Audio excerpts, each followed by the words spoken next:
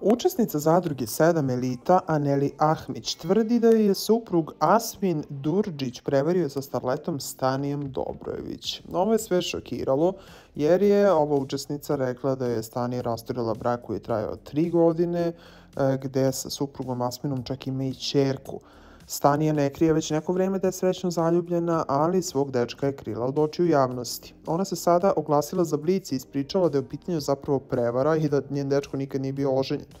Nikome nisam otela muža, nisam rasturila vezu ni brak. Moj dečko nikad nije bio oženjen. Ako jeste, dajte mi jedan dokaz, papir, bilo šta i javno ću ga ostaviti, kaže starleta i dodaje da se podmeću lažne slike, lažne vesti, da je sve laž i da je u pitanju jedna velika organizovana prevara od strane dotične koja je imala zapravo plan da se dočepa zadruge i popularnosti.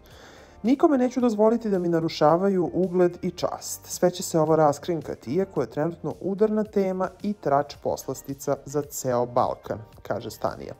Međutim, novinari neprestano i dalje pišu o ovome.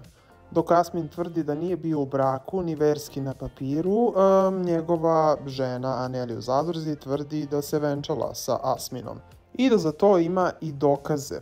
Pa šta vi mislite o ovoj tursko-balkanskoj sapunici? Ko ovde laže? Pišite mi u komentarima, lajkujte ovaj video i subscribeite se na Trending News.